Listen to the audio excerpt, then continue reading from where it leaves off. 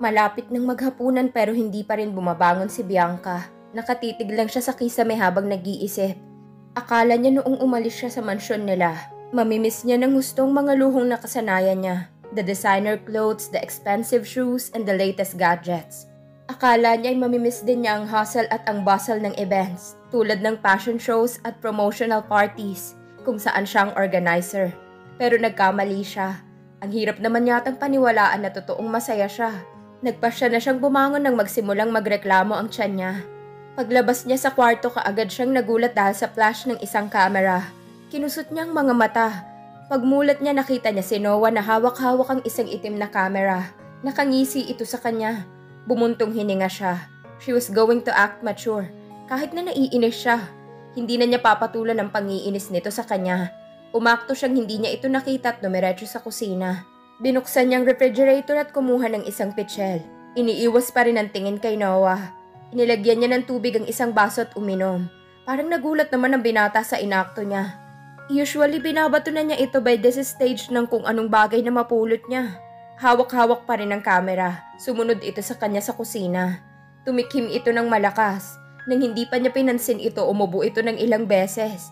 That serves you right? Nagkunwari siyang walang narinig. Inubos niya ang laman ng baso at tumungo pabalik sa silid niya. Bigla itong pumesto sa harap niya at hinarangan nito ang kanyang daraanan. Hinawakan nito ang mga balikat niya at tiningnan siya ng matiim. Galit ka ba? She shrugged his hands off her shoulders at umiwas ng tingin dito. Hindi siya sumagot at nagkunwari siyang hindi apektado.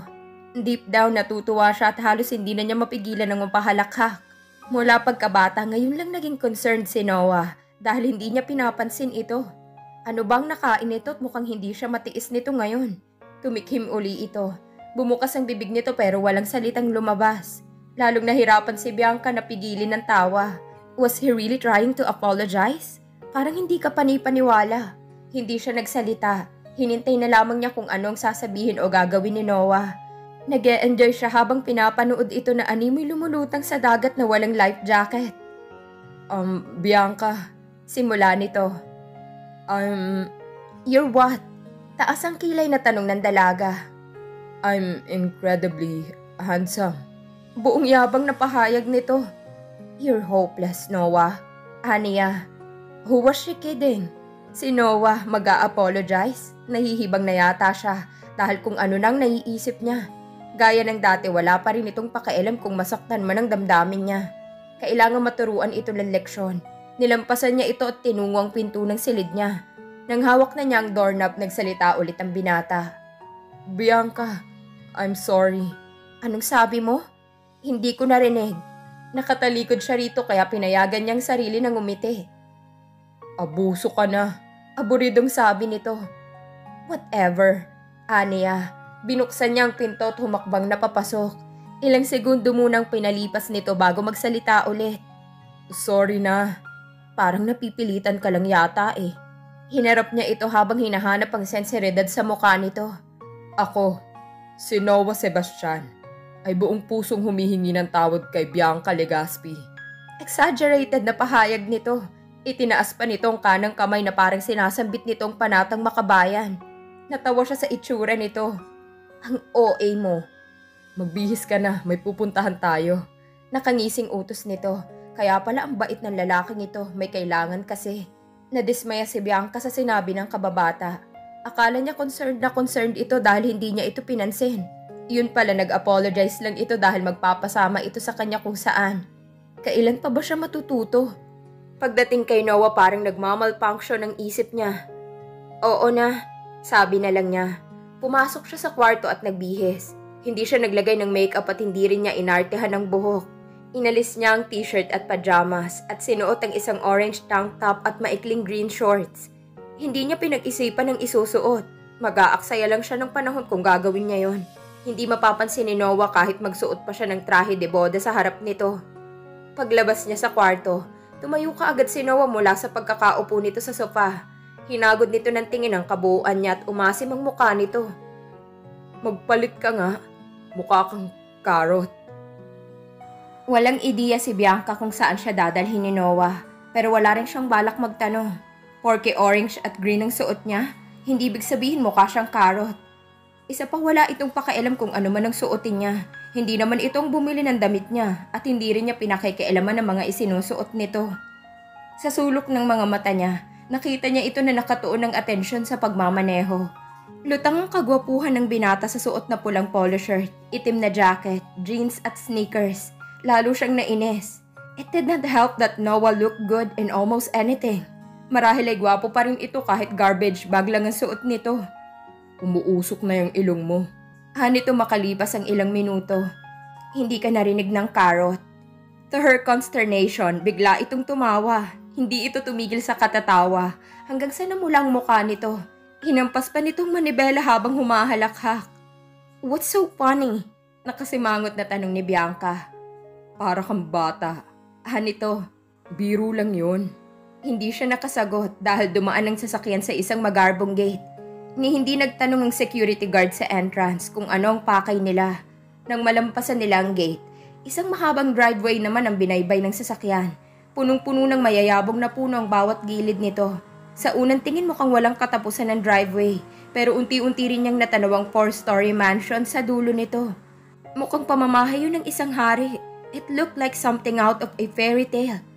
May maliliit na tore sa dalawang sulok at parang nai-imagine niya na biglang dudungaw si Rapunzel mula sa isang bintana. Lumiko sa kanan ng kotse. Nagulat pa si Bianca nang matuklasan niyang nasa isang garden na sila. Pinatay ni Noah ang makina at sabay silang umibes. Lumingon-lingon ang dalaga sa paligid. Hindi niya alam kung alin ang unang titingnan. Ang puting orchids na nakasabit o ang matitingkad na sunflowers na nakatumpok sa isang sulok. Ang mapupulang gumamela o ang napakagandang violets. Punong-puno rin ang hardin ng malulusog na bonggambilya. Napakabango ng pinaghalong hamog at halimuyak ng mga bulaklak. Pagtingala niya ay nakita niyang mga bituing kumikislap-kislap na animoy nakangiti sa kanya.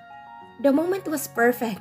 Napaka-romantic sana na yun kung kasama niya ang taong mahal niya at mahal din siya. Pero hanggang pangarap lang ang eksenang yon. Kailangan niyang magising sa realidad dahil si Noah ang kasama niya. Siguro ay unti-unti siyang nahuhulog dito, pero malayong mangyari na mahalin din siya nito. Bumalik siya sa realidad at bumaba siya sa ulap ng mga pangarap. Nakita niyang nakasilong si Noah sa isang gazebo. Nakatingala ito sa langit at parang may hinahanap. Why is that arrogant so unbelievably handsome? Bigla siyang na-conscious sa naisip at niyakap niya ang sarili. Gininaw siya sa suot na tank top at maikling shorts. Bakit ba kasi napakataas ng pride niya? Hindi talaga siya nagbihis kahit na sinabi ni Noah na siguradong giginawin siya. Nilingon siya nito. Umiling ito nang makitang yakap-yakap niyang sarili. Nagtaka siya nang inalis nitong suot na jacket. Naglakad ito patungo sa kanya. Hawak ang jacket sa kaliwang kamay. Laking gulat niya nang ipinatong nito iyon sa kanyang mga balikat. What? Hindi niya natapos ang sariling sentence. Naging speechless siya dahil sa ginawa nito.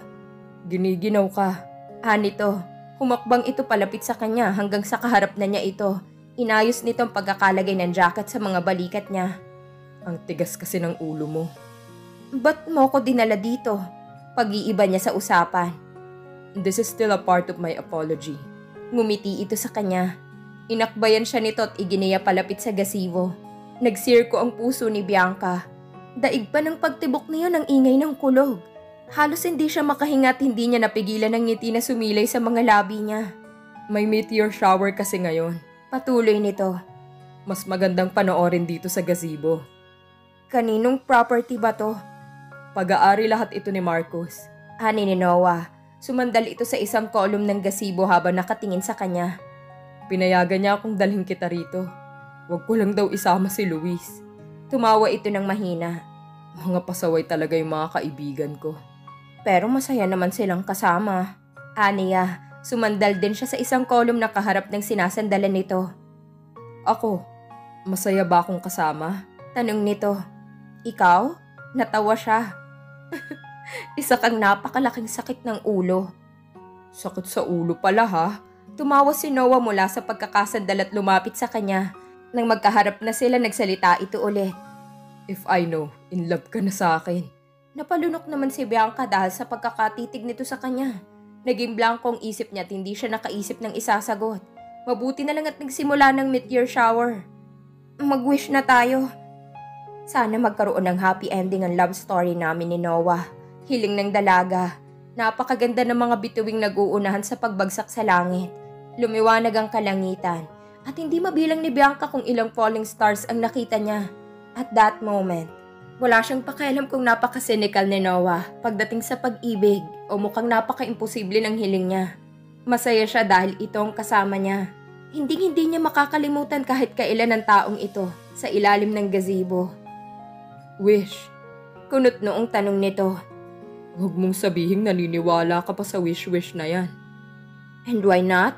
Aniya, umayos siya ng tayo mula sa pagkakasandal at buong tapang na hinarap ito. Ayaw sana niyang masira ang nag-iisang moment nilang dalawa pero wala na siyang magagawa. Anong masama kung mag-wish ako sa isang falling star? Wala naman. Simula nito. Pero mabibigo ka lang. Natigilan siya. Imposible namang nahulaan nitong hiling niya. Pero parang ganoon na nga. Ipinamumukha ba nito sa kanya na hindi siya mahal nito? Nagsimulang mamuo ang luha sa gilid ng mga mata niya. Pero mabilis niyang pinahid yun. Pinalis niya ang nasaktang expression sa muka. How can you be so sure that my wish won't come true? Nakikita mo ba ang future, ha? Hindi, pero walang halagang mga falling stars na yan. Matabang nasabi nito. Mga bata lang ang dapat maniwala dyan para maintindihan nila kung anong ibig sabihin ng salitang disappointment. Nagpupuyo sa galit na naglakad si Noah pabalik sa kotse nito. Tila na estatwa naman si Bianca habang pinanonood ito. Bakit naging ganoon ka-bitter ang lalaking yun? Ano bang nangyari dito at mukhang galit ito sa pag-ibig? Hindi siya makakapayag na roon matatapos ang pag-uusap nila. He could not go on thinking of love like a disease. Gusto niyang maging masaya ito, and if possible, gusto sana niyang siyang makakapagpasaya rito. Maybe she was being incredibly crazy, but she had to do something. Noah! Sigaw ni Bianca. Ano? Paano kung sabihin ko sa'yo na hiniling ko na sana magkatuluyan tayo? Walang kakurap-kurap na sabi ng dalaga. Sasabihin mo pa rin bang walang halagang humiling sa falling star? Anong sinabi mo? Nabubulol na tanong nito. Humarap ito sa kanya at parang hindi makapaniwala sa narinig. Mahal kita, Noah. Hindi alam ni Bianca kung anong inaasahan niya, pero hindi pumasok sa kanyang isip na magagalit ito. Dumilim ang mukha nito pagkarinig sa sinabi niya at tumiim ang mga bagang nito. Hindi mo ako mahal, Bianca. Hindi mo nga ako kilala. Ano bang pinagsasabi mo? I've known you forever. Hindi niya napigilan ang pagdaloy ng luhang kanina pa nangingilid sa kanyang mga mata. Alam niyang hindi sila pareho ng nararamdaman ni Noah. Pero kailangan ba talaga nitong sabihin na hindi totoong nararamdaman niya? Hindi ang isang bastardo na katulad ko ang dapat mong mahalin. Nito, tiningnan siya nito ng mataman. Parang hinahamon siya nito na sabihin ulit na mahal talaga niya ito. Bastardo? Isa akong bastardo in the truest sense of the word. Sabi ni Noah, tumingala ito sa langit. Tapos na ang meteor shower tulad ng kung anumang meron sila. Si Menard ang tunay kong ama. Si Tito Menard? Pareho nga sila ng pinupuntahang golf course ng papa mo. Matabang nasabi nito. Ngumiti ito ng mapait sa kanya. Huwag mong sabihing mahal mo ako, Bianca. I don't believe in that crap anymore. At dito na po nagtatapos ang kabanata ng ating kwento. Please like, share, subscribe for more updates. Maraming salamat po.